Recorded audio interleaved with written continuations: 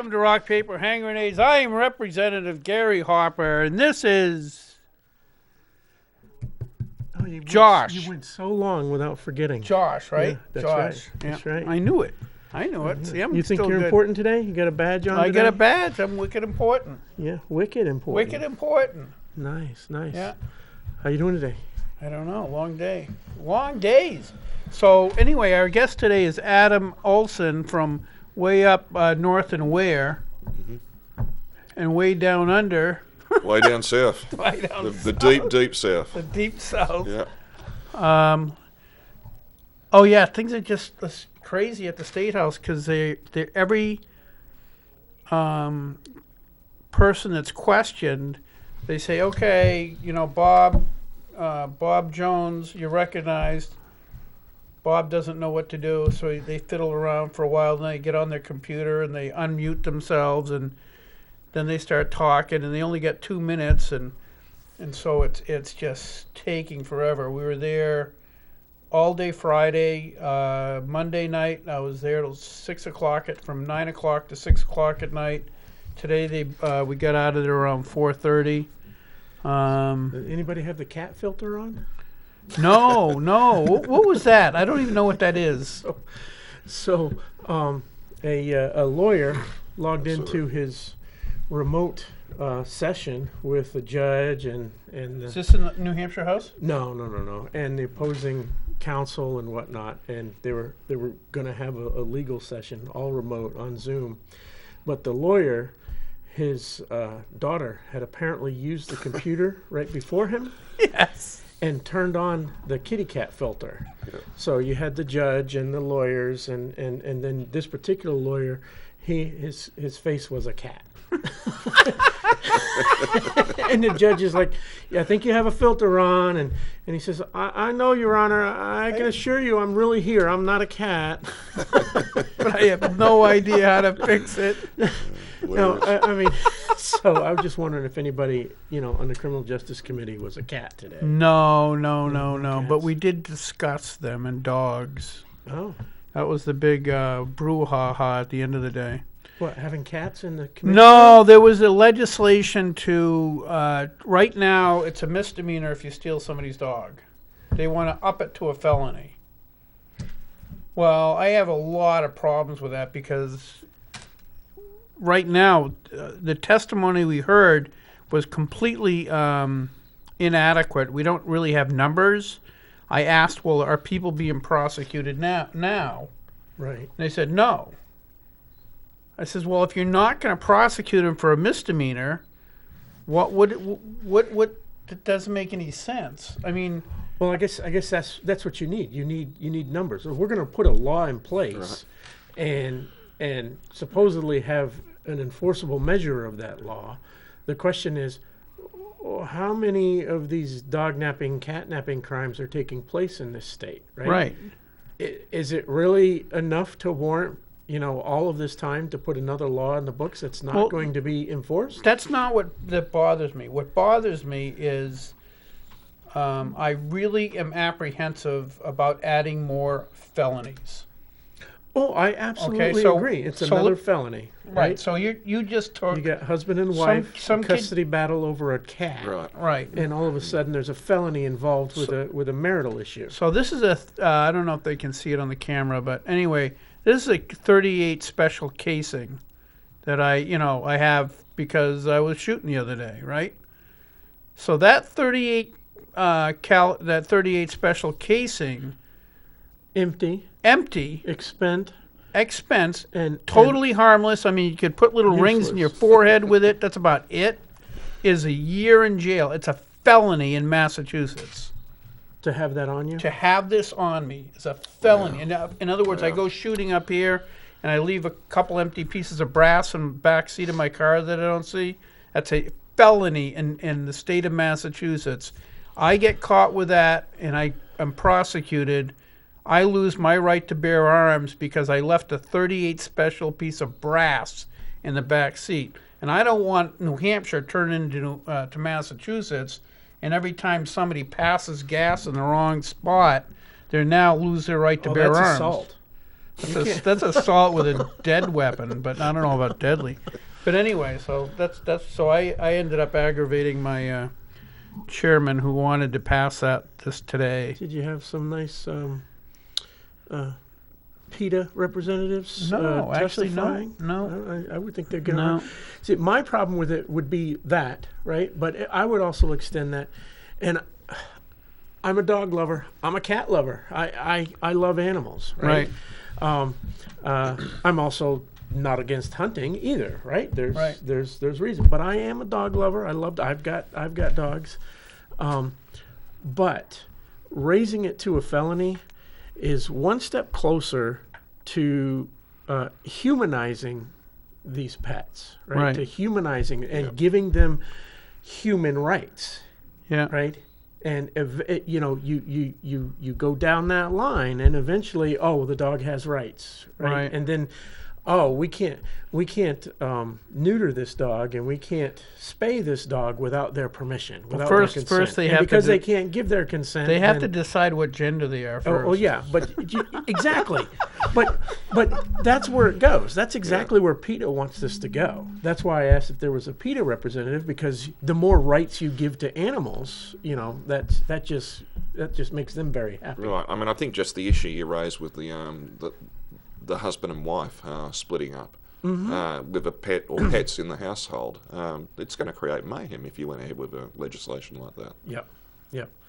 So anyway, we talked about it. You said that the chairman wanted to pass it through. Did it get through committee? Is it going out? No. The Democrats started joining me, and so I had an unholy alliance. Oh, yeah, that's I know. shameful. I know. That is shameful. I feel guilty.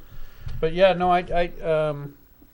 no, it definitely, it's a member of the family. It's a crime, but, now, see, raising this to the level of a felony, and it is a dangerous path that you go down. Before we get into testimony from Sir Adam, I wanted to go over what happened Friday. Friday was a horror show. So we have a bill in the committee. The bill is to make the use by law enforcement of rubber bullets and tear gas illegal. Okay. So apparently, I'm going to honestly give you their perspective, and I think I can express it reasonably. So their belief is that tear gas and rubber bullets in a riot or a protest situation is oppressive of speech in and of itself, and disproportionately hurts people of color. When they're having one of those peaceful protests, so, right? Yeah. So using something non-lethal such as rubber bullets or beanbag bullets. It's mostly the intimidation factor. To stop somebody from starting a fire to burn down my house. Correct. Is so what I should do is use live rounds. Well, that's I know.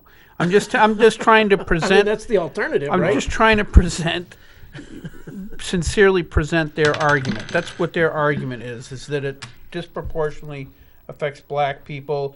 They said that when the peaceful protesters came to Manchester, they were met with National Guard, many of which had, tear gas and rubber bullets. Was it used? No. So that's my question. As somebody who's testifying in front of a New Hampshire House committee about the oppressive use of tear gas and rubber bullets, it's going to be a New Hampshire law, not a federal law, but Correct. It's a New Hampshire law. But someone who's testifying about the oppressive use of tear gas and rubber bullets by New Hampshire law enforcement, has this person been subject to tear gas or rubber bullets by New Hampshire law enforcement? Well, the caller in question. I mean, that's who I would expect to testify. Right. Yeah. That didn't happen in New Hampshire. All the testimony we had in New Hampshire was that in fact, it was one of the sponsors conceded that the police officers in Nashua were really well trained, and she did not know of any instance of abuse. Manchester, the same thing. They didn't know of any instance of abuse. All the abuse and testimony of the abuse of, which I'm not sure it was all across the country, not New Hampshire. So none of this pertained to New Hampshire, but the bill would. All right, so we have a bill of the House, and we have a someone to come to testify. Let's start that clip. Thank you. So I'm testifying on behalf of Black Lives Matter in Montreal, but in my personal capacity as an organizer from that organization. And I am testifying in support of HB 564. Okay. So returning to my testimony, the peaceful demonstrations that occurred both here at home and across the country make up what has been called the largest civil rights movement in modern American history. Although these protests were overwhelmingly peaceful, many of them were met with a highly militarized police presence. In cities like Washington, New York, we don't need to give this guy demonstrators who had committed no crime. Any more air. Okay, so bottom line is this is a BLM associate who is from Nashua, and he's here to complain. I believe he was from Manchester, but the key thing is he wasn't just BLM. He was also, I believe, claimed to represent the ACLU. Right. Which, to me, is actually quite crucial, because the ACLU testifies. When I was on Judiciary Committee, they would testify, and they've actually helped. They've been on the show. Right, helping us with the privacy issues, right? With the facial recognition. They're usually extremely cognizant of the fact that you don't insult the committee, right? Because you might disagree with them today, but tomorrow you might want them on your side for another bill they do agree with. Right. So this fella, he came, he started testifying, and you can tell by the drone of his voice that he was reading from a script. It was a prepared statement. And let's go to the end of his statement where he makes an accusation of the entire Criminal Justice Committee in Concord. Compare us to the terrorists that marched on the Capitol and stormed that building is disgusting. And frankly, the casual racism that has gone on in this hearing is disgusting. We are talking about unarmed, peaceful demonstrators that are your constituents. They marched for peace, equity, and justice. Right, excuse me, the witness will suspend. The chair does not receive any testimony today to be racist towards anybody. And I hope no one, and I'm speaking on behalf of the entire committee, but I feel that if anyone said anything that was racist or inappropriate, that all 21 members of this committee would stand up at the same time. Okay, pause right there. Anything of that. Just pause. All right, so he made an accusation. He said that the entire committee was guilty of casual racism throughout this entire process. We've gone from racism to systemic racism. Now we have casual racism. Right. So what it is he was reading from a script. He what did he say? He said frankly, the casual racism that's happened here today, that was pre-written days before the committee. Are you hearing. positive? I am positive. Okay. But it was pre-written to do exactly what happened. As soon as he made that accusation of the entire committee, the committee chair had to stop him and say, "Hey, wait." Right? That's the committee chair's job. Is to not let stuff get out of hand. That is going off in a direction that it doesn't need to go. And so the chairman said, "Hey, that didn't happen. You don't say that in this room, right? If it did happen, we have 21 committee members here who would have said something." Yeah, keep in mind that the chairman, Daryl Abbas, is of North African descent. Exactly. Which is not why I did what I did, but it is comical. Okay, well you gave it away, Gary. Okay, so the chairman tells the witness, "Hey, there's been no casual racism here today," and then we continue. Nature, I did not perceive it, and I welcome anyone on this committee, if they perceived anything as to be racist, just please speak up. Your silencing of me in this moment is racist.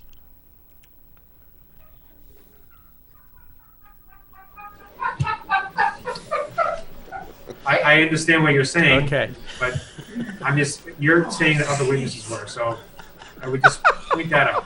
All right. So there we have it. So that's my big sin Friday. He triggered me. The committee chairman to interrupt and say, "Hey, there's no racism here," And the planned response, the canned response is, hey, by stopping me, you're racist just by stopping me in the middle of my my speech. Yes, yes. That was canned. That was certainly planned. He hooked him in, and I couldn't help myself. It was funny, and we And heard it we heard was- somebody laughing in the Yeah, background. that was me. I was. It was so hysterical. It was just so ridiculous. The whole idea that using rubber bullets, and I mean, well, the thing is, I think part of it is the people that are introducing this are young, so they don't remember things like Kent State. Right. Right. Wouldn't the kids at Kent State preferred the National Guard use rubber bullets? Exactly. What? There was a Neil Young song. Was it 3 Dead in Ohio? It was the- 4. Yeah. 4. Oh, 4 Dead in The Ohio. National whatever Guard the- killed 4 people at Kent State because they were cornered and they didn't know what to do, which is why they have rubber bullets. When things get out of hand, they can try to subdue some of the I'm sure insanity. Ashley Babbitt would have liked a Right. rubber I bullet. was just thinking that too. Oh yeah, that's actually one of the tests. Somebody pointed out that, if the guard inside the Capitol had other means. Oh, it's a month later now, folks, and we still don't know the name of the black Capitol police officer who killed a white peaceful protester. So we still don't know that person's Yeah, name. why did so Why wasn't there a move to have the Capitol Police defunded after that? I don't know. I don't know. But I'm waiting for it that. certainly doesn't fit any narrative because it was a black police officer. We can see that in the video. Right. And it was a white woman who Wasn't any it a threat member to of him. BLM that actually videotaped it? It was. Yeah, It that's was. weird. Why It was. has he been charged? He was charged and released, catch and release. The Oh, old- catch and release. Was he illegal immigrant too? No, I don't Oh, think he was. I don't know. But he was a benefit of Kamala Harris's bail money. So Oh, no way. yeah. No, that's weird. So anyway, that's how I got in trouble this week. I don't think I got in trouble this. I mean, that was last Friday. This week, I don't think I you got in did trouble. Okay. I laughed at a judge once in a courtroom. That's a and bad move. that- That's that a hurt. wicked bad move. Well, the I've done witness that. was lying straight to the judge's face, and I just could not help myself. And oh, she came down on me. Oh yeah, that's not smart. I'll bet. Yeah. Something about putting on a black dress on a judge makes him a little bit touchy. Yeah, it was a. You figured that out? I did. Yeah. I did. Oh yeah. Anyway, Adam. Oh, I'm not supposed to do that. What the heck is going on? Oh boy, where do I start? Probably. I just want Go to. ahead, Joshua. Last thing before we get to you, Adam, I just want to remind our viewers that we had Adam on here previously on September 23rd's show, and we were discussing the downward spiral that America has been taking. Adam, you warned us. I did, and I mean, what I've seen, it's terrible. I mean, in the last 2 to 3 weeks, I'm seeing this country slowly transform into the place that I left, and it's extremely upsetting. But there's so many parallels with what's happening at a federal level, even at a state level here in New Hampshire, I'm sad to say, with the level of control of the government over its own citizens, its own constituents, that really frightens me the most. I mean, probably the place I should start is Perth, which is our westernmost capital city in Western Australia. Perth is run with an iron fist by the Premier, who is like the governor, guy by the name of Now, Mark are McGarry. they using the coronavirus BS to oppress the people there also? Is that part of their tool bit? Well, let me give you some perspective first. There have been less than 900 people in total die in Australia since the beginning of this. How many people live in Australia? 26 million people live in Australia. Okay. Do Okay, the so math, we've had less well deaths under in the 0.5%. entire... Right, and Australia, also for some perspective, it's the same size as the continuous 48 states. So it's a big country. People are more spread out. 26 million. So that's the same amount of people as California. Right, and I mean, just also, you've got to remember that most Australians live within 90 kilometres, like 60 mile of the coast. So there's a big desert in the middle. There's nothing there, you know. So people are still clustered together. I mean, in Sydney alone, there's nearly 5 million people in the Greater Sydney region. In Melbourne, there's 4 million people. In Brisbane, there's 2 million people. So people are still relatively clustered. But, I mean, to their credit, they've kept the cases very, very low. But it's been at great expense. They have destroyed small businesses right around I remember, Australia doesn't manufacture anything. The last thing we really had was a car industry, which was propped up by the taxpayer to the tune of billions of dollars just so we could have a car industry and say we make something. So the government that I actually worked for when I was a staffer for the Conservative Party in Australia, they put an end to that. They said, this can't go on. You know, it's not up to taxpayers to subsidise an industry that isn't paying its own way. And it was, ironically, Ford Motor Company owned one of the car companies, and was the brand Ford. And then they got rid of one of the best Ford Mustang cousins. Right. Mad Max's car there. Yeah. And then we had Holden, which was owned by General Motors Holden. So they were both American companies. The CEOs were both American imports that were in Australia. And but yeah, I'll cut to the chase. I mean, we have no industry in Australia. All we have is tourism, education, agriculture and mining. We don't make anything. So when you just stop the economy like they have, they stopped the coronavirus. They stopped it good. I mean, if I wanted to go home right now, they only allow 50 people on an aircraft. Now, when you're flying from Los Angeles to Sydney, you're not getting on a Southwest 737. You're getting on a big plane that costs a lot of money to get across that pond. And to put 50 people on it, for the airlines to make a profit, they can only sell first-class tickets.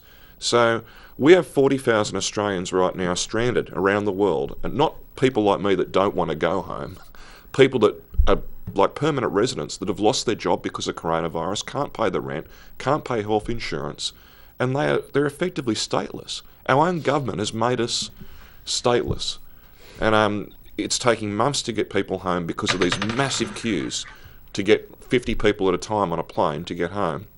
When you do get home, the military escorts you to a hotel room and you are locked in that room. You're not even allowed out for 1 hour's exercise a day. It's worse than jail. So if you're a family of 4, can you imagine? A couple of kids, mum and dad, locked in a hotel room 24/7 for 2 weeks to prove you don't have the coronavirus, and then you're allowed out. But just getting home for an Australian now is a disaster. And I mean, for someone like me, like I said, I'm happy here. I don't want to go home. I'm a citizen now, thank God, because now I have some level of representation, because if I was just an Australian if I was a permanent resident living here, I'm effectively stateless. Did he just point at me and say some semblance of representation? I think that's what I saw. No, you're imagining that. Poor bugger. You just want to be a victim today, don't you, Gary? Gary's playing the victim. Yeah, That's but not like you. I started talking about Perth, and Perth, we had one person was infected by one of these people in a quarantine facility. So he was one of the security guards, a paid mercenary, if you will, overseeing the little jail they're running there in Perth for Australian citizens trying to get back to their families. And he got the coronavirus, and he'd been to like a shopping centre, a couple of pubs, a few other places. The response to that one person, they shut down that entire city for 5 days. Everything. They had curfews. They shut down the entire city. I mean, anyone watching this would think I'm making this up. Well, no, I'm not making it up. The Premier, like the Governor of the state, shut down an entire city. In Melbourne, we were shut down there for, I think it was 8 weeks in the thick of this. And I mean, these small businesses still have to pay rent. They still have to pay their staff to keep them on for when they're allowed back. Even a 5-day shutdown, that's a huge impact. But I come back to the industries in Australia, and we rely so heavily on tourism. There is no tourism. There's no international tourism in Australia right now. It's stopped. For a year. And they're talking now, not the summer of this year, the summer of next year, before even I can get home, despite the fact that they know that they've got the vaccine. The Prime Minister has already come out, the equivalent of our President, has already come out and said, well, there's all these variants now, so, we can't be sure that the vaccines are going to work for that, so we're just going to keep these procedures in place that I just explained to you for at least another year.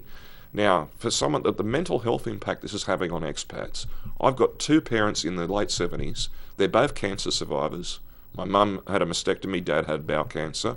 I've always had that comfort of knowing I'm 24 hours away from home. That has been taken away from me by my own government. Right. If I can't go home now, for a start it would cost me thousands of dollars. I'd be waiting for months. So if someone did get sick or there was an emergency, there's no way I can even get on a plane in the foreseeable future. People just keep getting bumped. And from what I've heard, the people that are bumping them are the people with the money. So, if you can afford the first class ticket home, or you can afford to offer the airline more, they'll get rid of the pleb and they'll put someone on that plane that can afford it. And that's the other thing that's amazing right now. We've got the Australian Open tennis tournament being played in Australia right now. Every professional tennis player that wanted to enter that competition and their entourage, 1,200 people, were let into Australia. They can go and practice in their facilities. It's all good for them.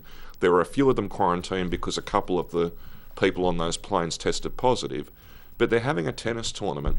And if I had to get home in an emergency, sorry, too bad, Adam. You're not important enough to come home. Yeah. So that's what the future looks like. I think that, though, if you look worldwide, that's what it's all about. The governor of California is telling everybody they have to lock down. You can't go outside. You can't go to church. You can't go to the pub. You can't watch TV if you do go to a bar, even on Super Bowl weekend.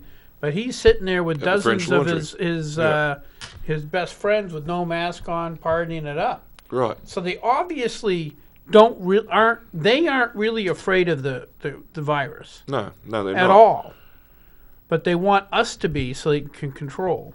Yeah, and I mentioned to you guys on the way in, we've got a bit of a Black Lives Matter thing happening in Australia where they borrowed the whole concept here for Indigenous rights, and there are some issues around that I won't get into. But when there's that protest, the police and the governments turn a blind eye.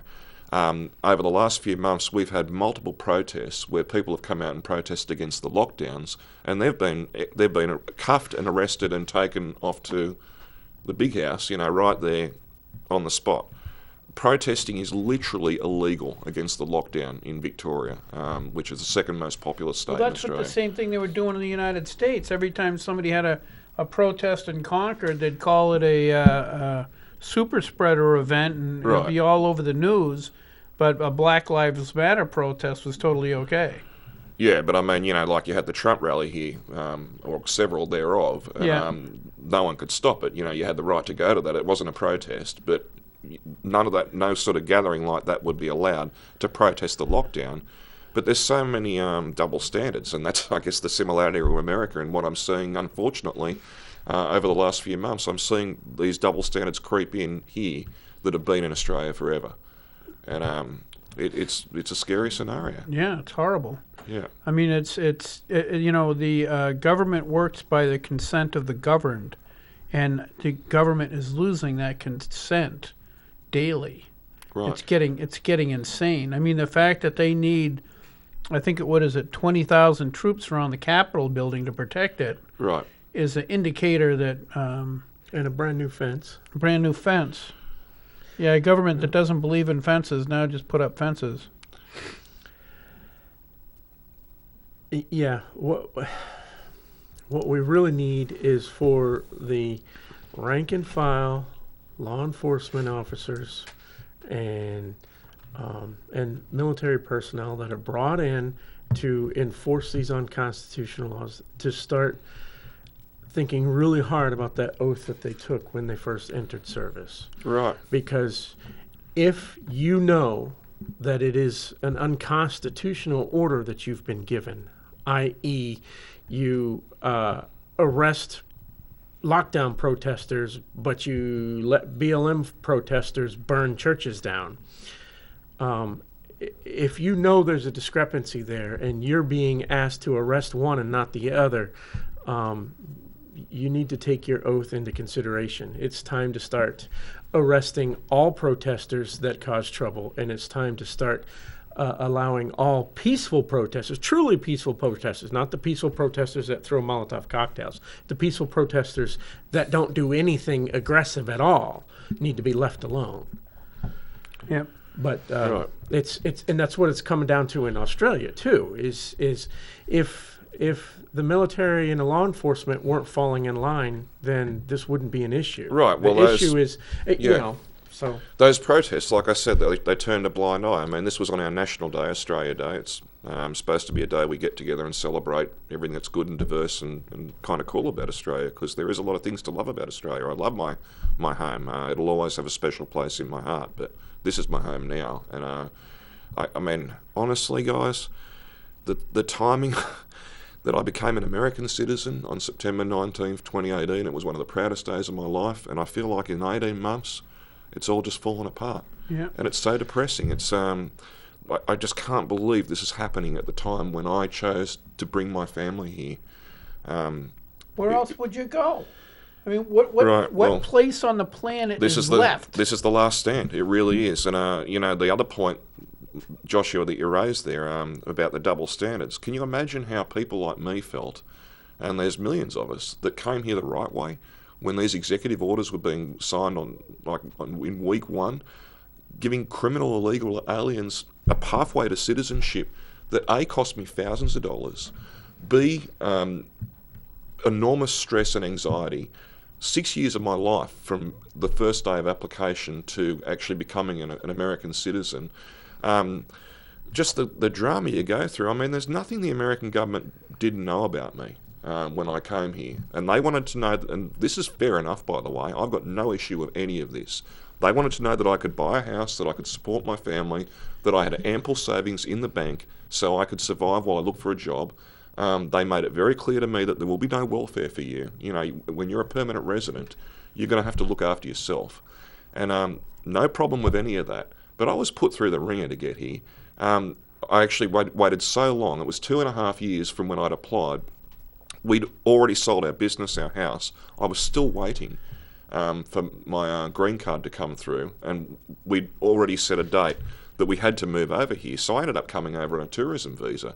But because my wife and kids were Americans, they had no problem. They could stay. I couldn't. I had to go back to Australia because wherever you file, you have to go back to that consulate to finish the process. So I spent 6 months here, and then I had to fly back to Sydney, do my medical test where I was tested for every single disease you can imagine, chest x-rays, blood tests, the whole works, you know. Like I said, they knew everything about me. Yet there's people already here in this country that just stroll on in without any of that scrutiny, and we're going to say that's okay. I mean, what about me? Should I get a refund now? Well, do I get my money back? There are tens of thousands of folks just like you, of all races from all countries around this world that had the exact same experience as you, and are just as angry at it. Right? There are plenty of non-white folks. I mean, you happen to be white, but there are plenty of non-white folks who feel exactly the same way. They came here the right way, and they got it done the correct way. Oh, well, and this business of, bring us your tired, bring us your poor, you know, the poem that's on the Statue of Liberty, the liberals always forget that part of the poem, whereas you will not become a public charge. Right.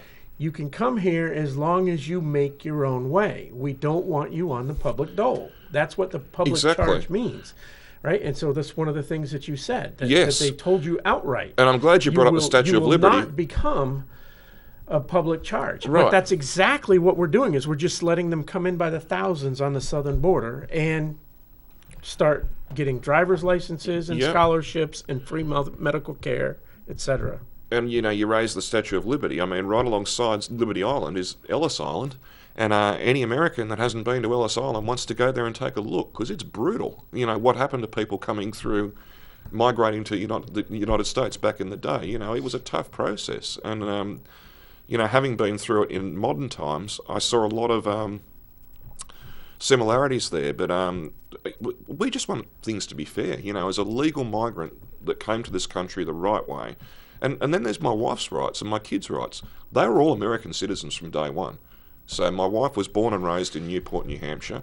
My kids were Americans born abroad from the day they were born. What about their rights? You know, I mean, my wife was on the phone to, at the time, Senator Ayotte and Senator Hassan just saying, my husband's been stuck in Australia now for 2 months, and we've been waiting for 3 years. What about my rights? I'm an American. My kids are Americans. We want our dad. I thought my if husband I home. thought if you married an American, you didn't need to go through all that. Oh, this is just the spouse visa. It took that. That's the visa I came in on. It was the spouse visa, and we always had a deal. At the time that we got together, I owned a business and I couldn't leave, and Jodie wanted to come and experience Australia, and she spent 14 years over there, and she did her time, and now it was my turn to come over here. And I've always wanted to live here anyway. Jodie never fell in love with Australia, but I did want to come here, and it's always been my ambition to live here. That part is just horrendous, right? She lived with you in Australia for 14 years. Yeah. You were married for 14 years. Correct. Coming back to the United States as a married couple, she's a United States citizen, shouldn't have been an issue at all. All of those questions. Did you get married just to get citizenship? Right? Did you get married and stay married for 14 years and have 3 kids just to get citizenship? Right. That's very dedicated. Right. It is it is a very dedicated process if that's what you did. I want to just say, in all fairness to Joe Biden, okay, right? Where are we going yes. with this? No, let's be fair. He is letting people come from Mexico into the United States without. But by the same token, he also opened up abortions in Mexico, so he's going to have them killed before they're born anyway. So it's not really, it's like it evens out, really. They're using American tax money for Tax those money to kill abortions in Mexico, right? to kill the little Mexican kids. Isn't that special? He's special. He's done some nice executive orders. He's a very special guy. 52? We're up to 52. We're up to now. 52. Oh, yeah. One of them was one of it wasn't an executive order, but his one of the defense secretaries or whatnot has ordered a 60-day stand down with the military to sweep through the military and root out extremism, i.e. conservatism. Or Trump supporters. Right, exactly. So basically anybody that supported Trump during the last election, Which is has about to be 94% of the something United like States that, yeah. military. they're going to have like five people left in the military by the time they're And done. that'll be the excuse for not pushing back on China over Taiwan. Well, we can't because right? we don't have Even when our anybody friends in Australia ask us for the assistance, because Right. that's the only other partner we have down there. Yep. Correct. Is there anything you've heard lately from Australia not- about what's going on in China and their Well, their perspective? The one thing I did forget to mention, and we're seeing this here as well, that this whole issue of COVID, it's causing a lot of division amongst the Australian community. It's really upsetting when I go into a news feed down there and they're turning Australians against people that were born in Australia like me that now live over here. They don't want us to come home, especially infected people like me that live in the United States, with all these hundreds of thousands of COVID deaths. They don't want me coming home. Right. But one thing Australia does know is that they've got this big monster right up north, right above them. And last time things got scary for Australia was back in 1941. Right. When the Japanese started lobbing bombs into Darwin and then had a mini submarine going to Sydney Harbour. And guess who had to come along and bail them out? It wasn't going to be the mother country over there in England. They were trying to save their own island. So our Prime Minister at the time, John Curtin, he got on the phone to FDR and said, I need your help. Can you come down here? And, if it wasn't for Pearl Harbor, I don't know. We could have ended up speaking Japanese. Because they were on our doorstep and we were defenceless. And that's how Australians are feeling right now. They are very worried about that threat. And, they'll badmouth the United States and, especially Trump. You should see people in Australia say about the US now. It's all because of the media too, feeding them a bunch of BS. Well, that's what it is. It's media. Yeah, so, they have this...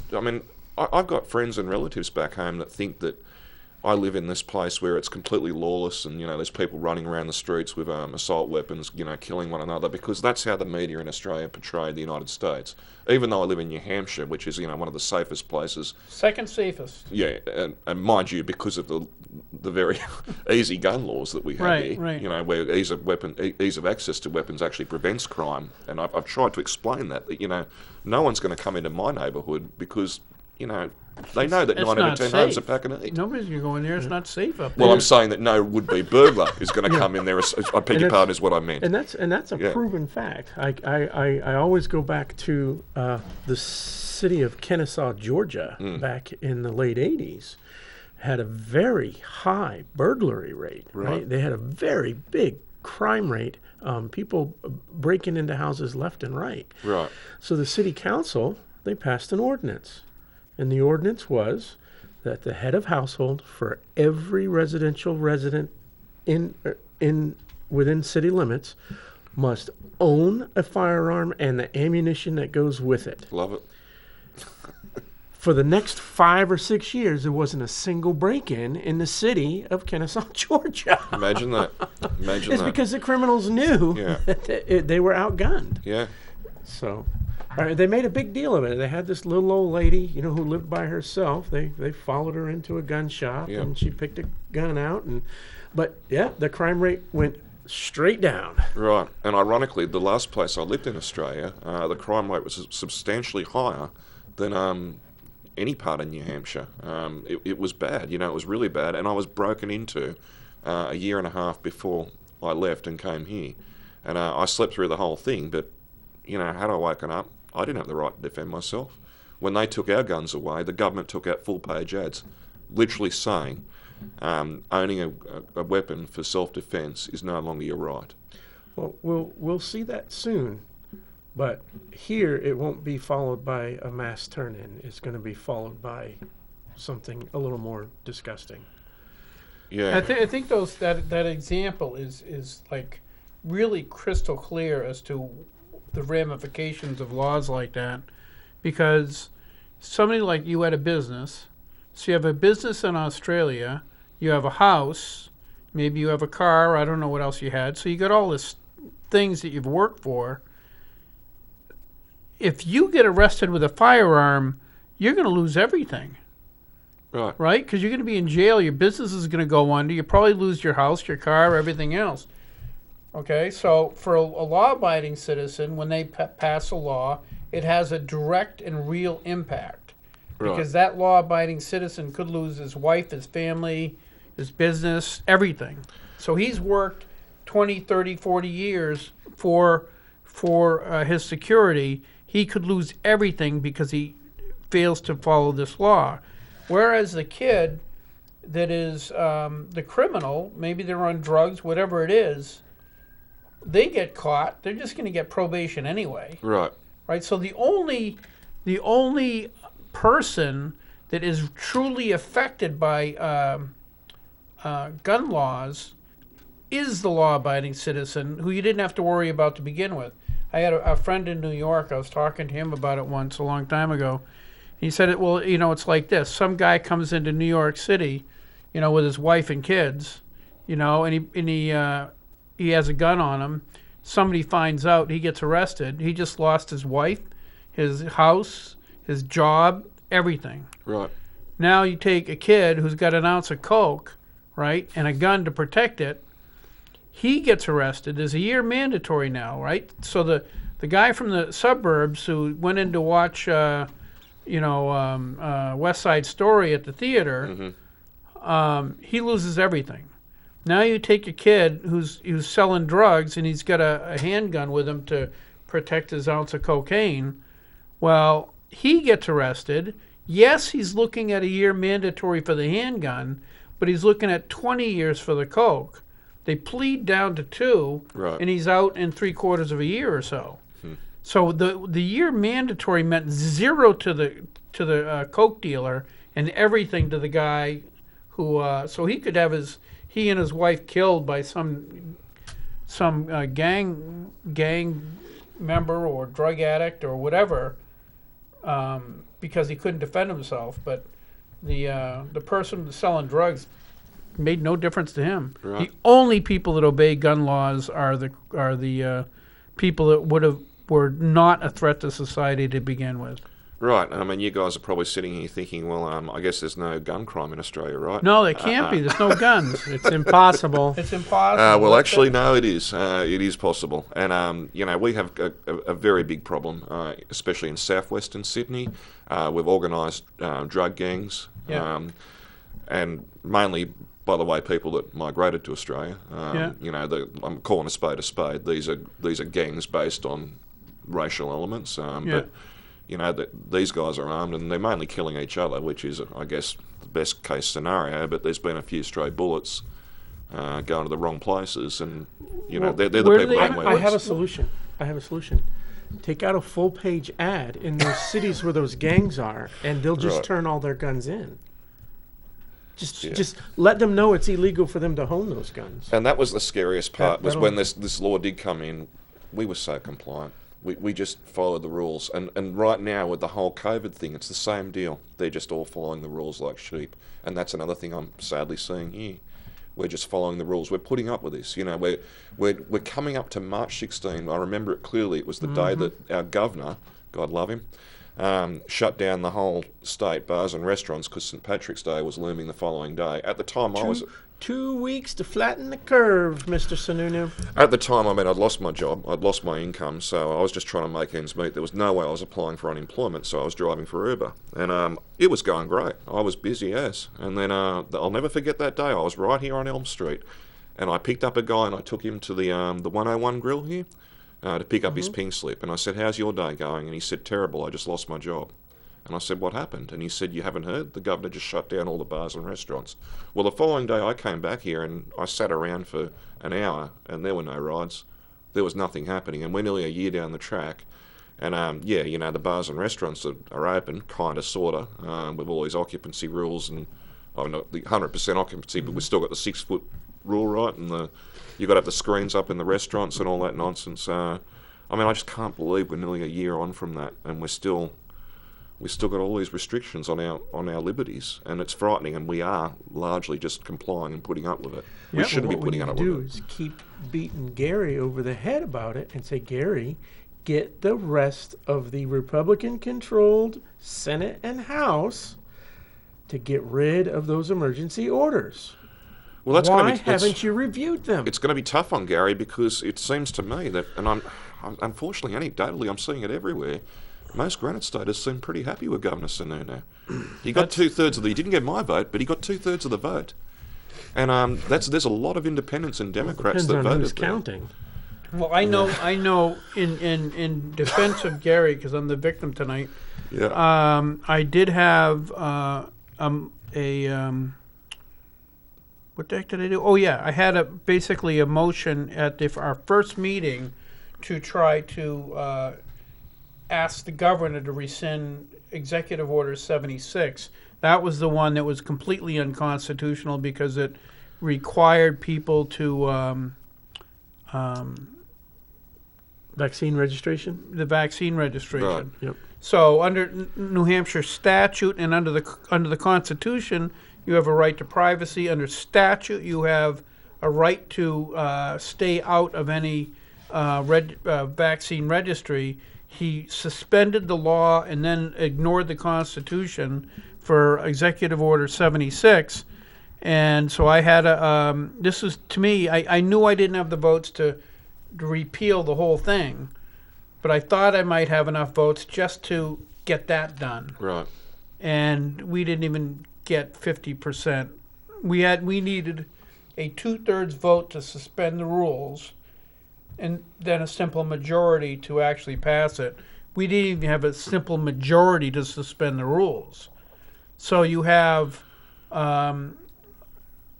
it's politics. You have all the Democrats voting against me, right? Because they love lockdowns and oppression. Right.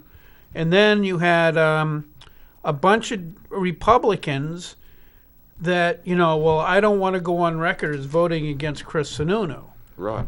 It's like, you'd rather go on record voting against the Constitution than Chris Sununu. Right. That's basically what it was.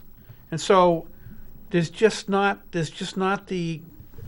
testicular fortitude to do anything. I tried to do anything. Leah, our other Right. state rep, Yep. Leah was on board, and quite a few other people. But it's just you need the numbers. You can't. One state rep does not make a legislator make. Right, but I think at the end of the day, the people get the politicians they deserve. And like I said, we're just seeing complete complicity here. Everyone's just sitting back and copying this while people are losing their livelihood. How many businesses have gone broke over the last 11 Oh yeah. months? Well, no, that's you got to remember the big businesses with big connections did pretty well. Right, there's no contact tracing at Home Depot. No, there's no contact tracing at Walmart, and Amazon's doing great. Right.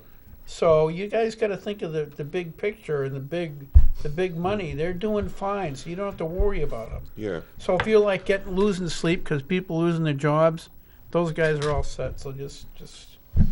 Well, did you hear what John Kerry said to the pipeline workers this week? Oh no. John Kerry, our climate czar. The climate czar in his private jet. Yeah. Flying squirrel. He told the pipeline workers, well, you should have made better career choices. That's what he told them. You should have married a billionaire. Yep. Yeah. Married a billionaire and throw all your Vietnam War medals over a fence. Yeah. He's a traitor to this country, man. Yeah. What a horrible person. He's a piece of work. Yeah. Yeah, so I don't know what to tell you, Adam. I mean I wish I had the votes to get that done. It's All I can say is we've been, like you said, people are just rolling over, being compliant. I don't want to vote against the governor. I don't want to do this. That's got to change. Yeah. We got a censure vote against Liz Cheney in her home state. Right. We got that going on. Yep. the recall vote in And California. we got the recall vote in California. That's just it's almost Pretty there. close, yeah. Really? Yeah. Yeah. They got 1.5 million signatures. Yeah. So hopefully the standing down and rolling over is not going to extend itself to the midterm elections. I think you have to look at the big picture too. Is some of the positive things are you have California and Florida, which have similar environments and similar quantities of people, and COVID was handled very, very loosely in Florida and tyrannical in California. Yep. And more people, I believe, died in California many than more. Florida. Many more. So you're being fed a load of BS. Yep. And we're all out of time. I didn't know we were out of time that We easy. are out of time. We covered a lot of stuff. We did? Did we get anything good? A lot of our viewers maybe think that we're broken records, but if we're not the broken record on these issues of oppression that's coming to America, then somebody has to be. Right. So, Keep your powder dry. We'll see you guys next week. thanks, Adam.